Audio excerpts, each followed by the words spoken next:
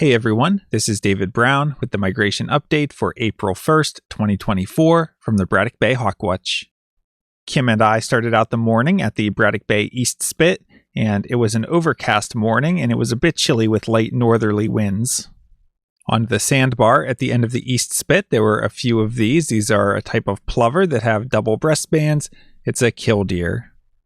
While we were standing there, another shorebird flew in, but this is not a plover, this is a sandpiper, and it was a rather large one. We see greenish yellow legs, we see a bill that had a bit of an orange base to it, but the main thing that stands out immediately is just this dense streaking on the breast with an abrupt cutoff to a white belly. This is a pectoral sandpiper. Here's another angle showing the side, and the Sibley guide says that pectoral sandpipers look like very large least sandpipers because they have a similar leg color. And here's a nice comparison shot with the killdeer on the left and the pectoral sandpiper on the right. So you can see that the peck is a pretty big shorebird, much larger than the peeps that we will see later on, which are your least sandpipers, semi-palmated sandpipers, western sandpipers. They're really tiny. This guy is right up there with the killdeer in size. And we were happy to see it because I feel like this is one of the shorebirds that's never a guarantee, and sometimes we'll just see them as a flyover. So it was really nice to get a good look at this one on the ground. Here we have two large dark sea ducks, relatively large bills, and on this one you can see a little bit of white on the folded wing. These are white-winged scoters. Here we have three ducks, and on the one on the right, we see that it's a male. We see a really long, pointed tail. That's going to be important. And we see a brown head and sort of a white stripe that goes up the neck. And then the other two are female-type plumages. These are northern pintails. Here we have a large, dark water bird with some yellow to the face. This is a double-crested cormorant. And that's the only species of cormorant we really expect to see here, although both great cormorant and neotropic cormorant are possible as rarities, but the only ones that are expected are the double-crested, which migrate through in as many as hundreds or even thousands in a day during the peak migration time. Here we have a duck with a dark red head, a lot of white to the sides and the back, and kind of a sloping forehead. This is a male canvasback. Here we have a scaup, and if we look at the white, that bold, bright white is only on the inner half of the wing, not extending out here onto the primaries, making this a lesser scaup. On the greater scaup, this brighter white would extend all the way out here.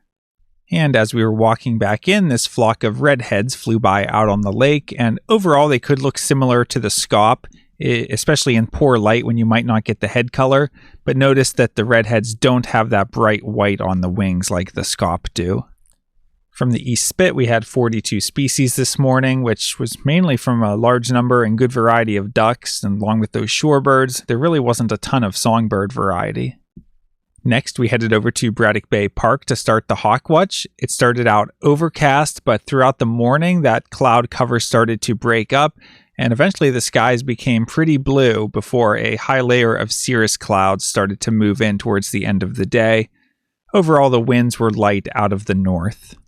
Here we have a large grayish bird with long trailing legs, a neck curved into an S, and a long yellow bill. This is a great blue heron.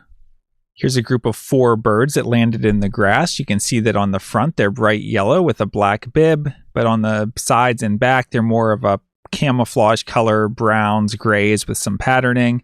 These are eastern meadowlarks. Here's the top side of a meadowlark in flight. Notice the white outer tail feathers and all that patterning to the top side. And here's that same meadowlark coming into land in the tree, and I got really nice scope views. I put the scope up to maximum power and watched this guy sing for a few minutes. That was really cool. Here we have a hawk that has a really long tail, and if we look at the head, it's quite large, so we know that this is a Cooper's hawk. We see that it's got these white undertail coverts. Don't confuse that with the white rump that would be on the top side for a northern harrier. And we can age it by looking at the streaking underneath. It's brown streaking that if the bird was perched up in front of us would be vertical. This is a juvenile Cooper's hawk. Here we have 2 Cooper's hawks flying together. Notice that flying cross shape. Again, long tails and big heads, wings held out really straight. Overall lankier looking than we would expect on a sharp-shinned hawk. On the juvenile here on the left, we see that teardrop streaking that's concentrated mainly on the upper breast. And on the right, we have an adult that has orange barring underneath. And also notice that the adults, when they get agitated and are acting territorial, a lot of times they'll fluff out those undertail coverts. And again, some people might mistake that for the white rump of a northern harrier, especially because when they do this, a lot of times they're doing a big, slow territorial flap. So it's just one confusion you have to look out for. Here's another look at that adult Cooper's hawk. Again, notice the orange barring to the underside of the body, and notice that that also extends onto the covered feathers here as well. And notice how the streaking is on the wings here.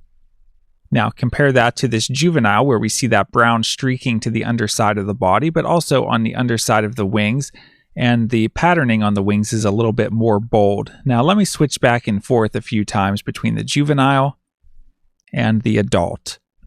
And you can start to look at some of those features where really the birds are the same shape overall, but they're a little bit different in their underside plumages. Here we have two large corvids with deep croaking calls. We see large heads with large bills. The wings are pretty long and somewhat pointed, relatively long tails as well. These are common ravens. Here's a two-toned raptor holding its wings up into a V with a small red head. This is a turkey vulture, and turkey vultures made up the bulk of the flight today. With those northerly winds, it's an unfavorable wind that pushes everything away from the lake. So most of the migration was off to our left, out over the parkway, but we did have some individuals come overhead, such as this one. Here we have a large dark raptor, so we should be thinking eagle. We see that it has a large head, so we should be thinking bald eagle, especially when we look at the plumage on the underside and we see a lot of splotchy white throughout the underside of the wings and especially in this wing pit area. This is a juvenile bald eagle.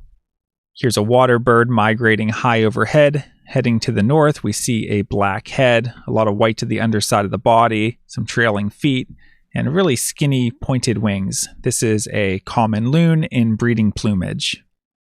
Here we have a head-on view of a large lanky raptor. We see how long and skinny those wings look, especially when it's exaggerated from this angle. We see some black and white plumage overall, black and white on the head. This is an osprey. Here's the same osprey as it started to go by. Notice that in the glide posture, they droop their wings and they can get very angular looking. Taking a look at the eBird list from the Hawk Watch, today we had 54 species. I had one new species for the season, which was pectoral sandpiper. Taking a look at the hawk count report for our migrant raptor totals, today we had 89 turkey vultures, 6 bald eagles, 4 Cooper's hawks, 2 red-shouldered hawks, 2 red-tailed hawks, and 1 American kestrel for a total of 104 migrating raptors. That brings the season total to 8,224. And the forecast coming up isn't looking very good. For tomorrow, rain and becoming windy in the afternoon with a high in the mid-40s, winds east at 20 to 30 miles per hour.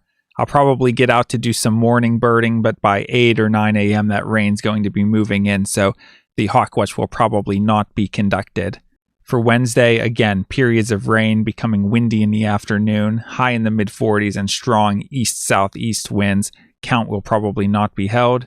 And more of the same for Thursday, cloudy with rain and snow in the morning and light snow in the afternoon and strong northeast winds. It's an unfavorable wind direction with crummy conditions. The count will probably not be held. It looks like I'll be able to take it easier the next few days, although I'll still try to get out and do some birding and put out videos for you guys. And I'm hoping to get caught up on some reading.